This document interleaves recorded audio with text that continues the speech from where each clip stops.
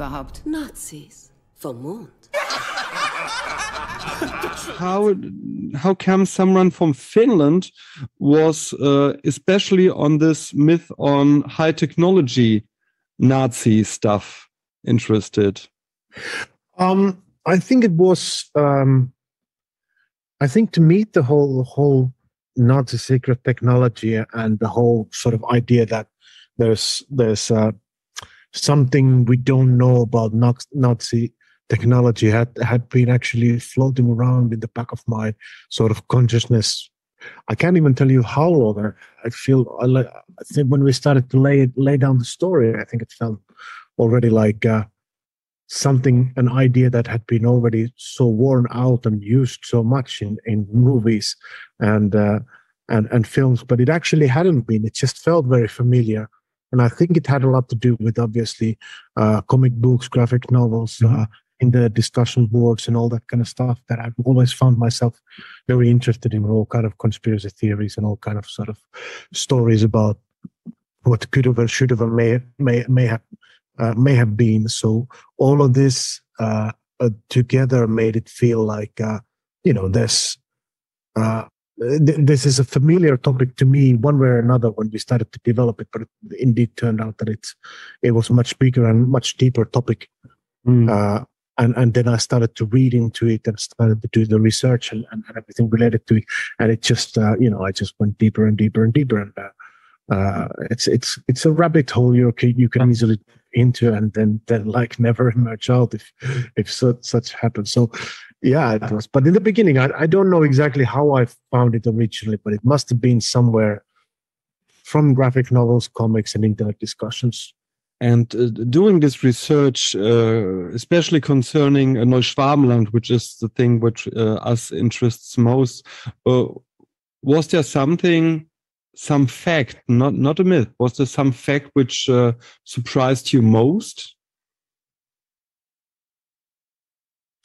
Well, no, not necessarily. I mean, there was a lot of obviously stories that were floating around about the whole area, Neuschwabenland, and all kind of sort of Antarctic expedition. I think I just got very excited about the whole Nazi Antarctic expedition idea altogether, and there sort of when they were flying over the Antarctic area and dropping their flags, and then later on they came there with boats and submarines and all that, and much of that is very, very well documented, and it's sort of, maybe if there was something that got me interested, was that it was a lot of documentation about it, and also after the war, whatever operations the Americans had over there, the Russians also, I think, there was a lot of documentation that there were these kind of things happening, but there was not a lot of information on exactly why and what were the purposes of either the Nazi, what was the Nazis' interest in that area or that sort of environment, and what then later on was so interesting to the Americans, the Russians, that they did their big operations over there. And so that question mark was something that I think I found like a question which I wanted to not find an answer, but come up with an answer. I think just as a storyteller, I felt like, there's a big question mark that needs to be filled one way or another. And this is how we started to sort of work on that story. You mentioned these flags they threw down from the planes. I was searching for almost a year someone who either had a photograph from them or had one of those flags. And surprising for me was no one has something. Oh, really? Yeah. Really. I even talked to the British Museum in not in London, don't know where, because they told me, ask this British Museum, and they also said, hey, okay, we don't know, maybe we have it somewhere in our basement, but we never saw it. Especially, of course, in Germany, Nazi movies are on the one hand popular, on the other hand, they are normally not humorous. They are very sober. Was there some feedback you got making such a movie which wasn't so positive, where people maybe told you, okay, you can't do this kind of jokes concerning the Nazi time? I think already from the very beginning, it's quite clear that it's going to be very divided on what the people are going to like it. Well, so some people are going to be absolutely against the idea that we were making this kind of movie, and some people found it, an interesting approach and maybe a fresh approach to the whole Nazi topic. And to us, we chose the approach of comedy and sort of dark comedy and satirical comedy, because we felt that that's gonna allow us to go maybe a little bit deeper into the topic than let's say a straight on action film, or and obviously we couldn't do a historical movie because it's only speculation. So we thought that it's as a comedy, it preserves the magic the best possible way and allows us to go this and that direction. And still allows us to talk about topics and themes that we found that were interesting and themes that popped up during our conversations about the story, which we wanted to, put into the story. So a lot of that was discussed. There was especially in the beginning, quite a lot, because obviously we were not we were not famous filmmakers per se, and we had not done film like this ever before.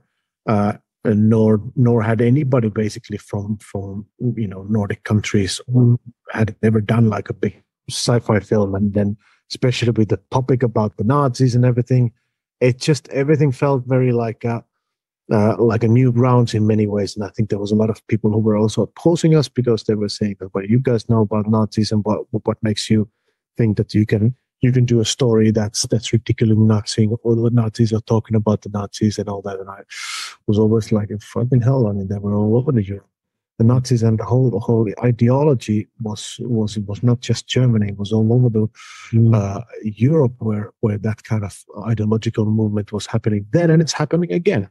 I mean, not again, but it's always been happening, but it's sort of popped up again. So that of course we can do it, and we're not claiming that this is reality. We're claiming that this is a speculative fiction, and that's something that you'll have to understand.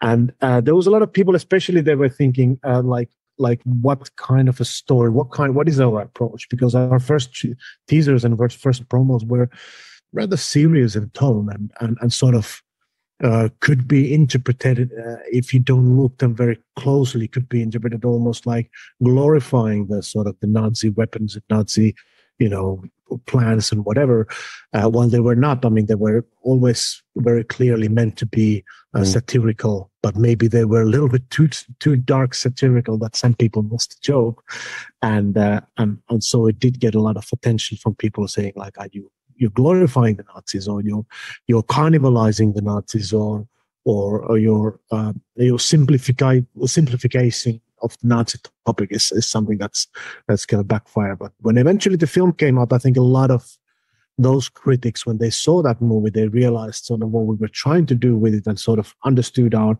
approach angle. And the only guys who actually got angry were the neo-Nazis, who were disappointed that they they didn't get their favorite Nazi movie out of this one, when we were actually making fun of them. After having released the movie, did you get any letters or maybe emails from people that told you, okay, I have a deeper knowledge of the thing that it really happened, and you have maybe to rethink the message of the movie because there really were Nazi UFOs, there really was a German basis in Neuschwabenland for a long time?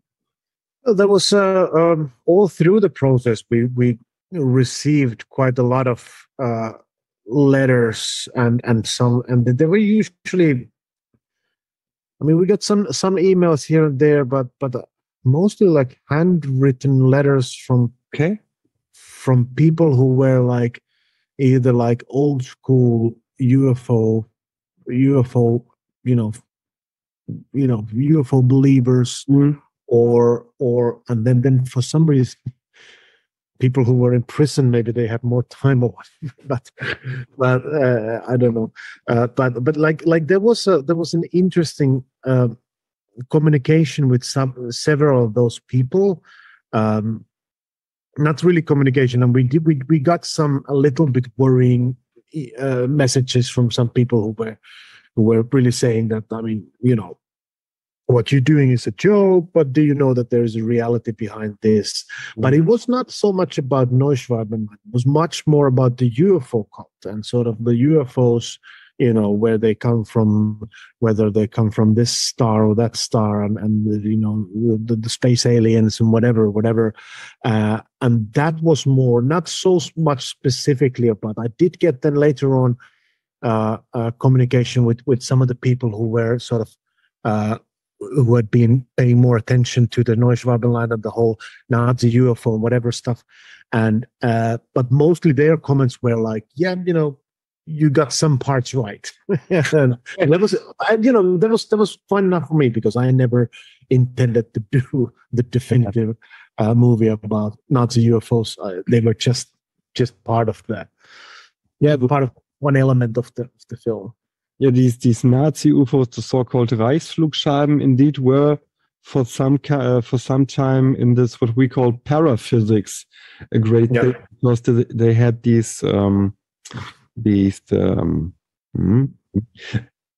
the mechanisms that made them fly were very discussed in these areas of people. And there was even were some documentaries more or less serious, which stressed here this topic maybe. Yeah, and books and literature and all that. I read a bunch of those books which were describing the Nazi UFOs or sort of their mechanical basis and all that. And all that is great stuff, because what I love about that stuff is like, while it's very much out there with the free energy and all that stuff, there's always still some mechanical basis which is referred to.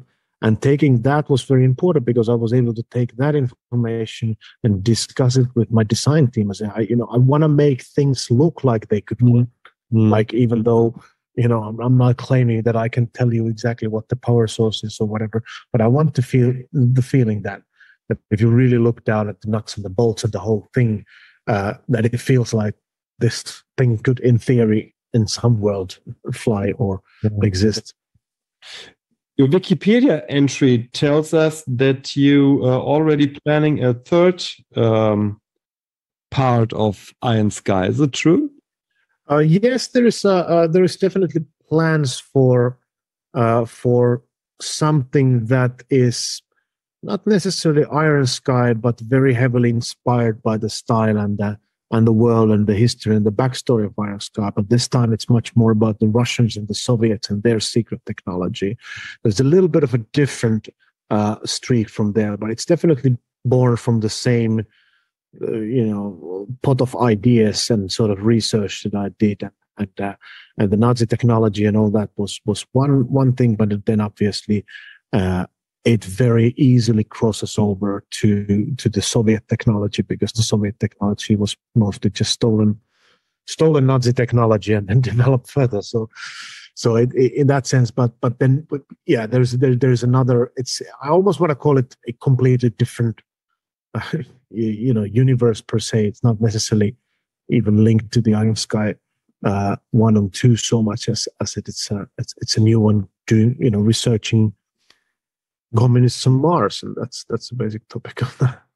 Okay, yeah, thank you, Timo. This was so far the questions I had to ask. Is there anything you wanted to add, maybe? Well, what would I say is well, I mean, just overall summing the whole thing it's an interesting wealth of knowledge which I always find very interesting. Ever since I did Iron Sky, I found myself looking and doing sort of either background or more active research on the war era technology and sort of where it led us as a society, as a technological society.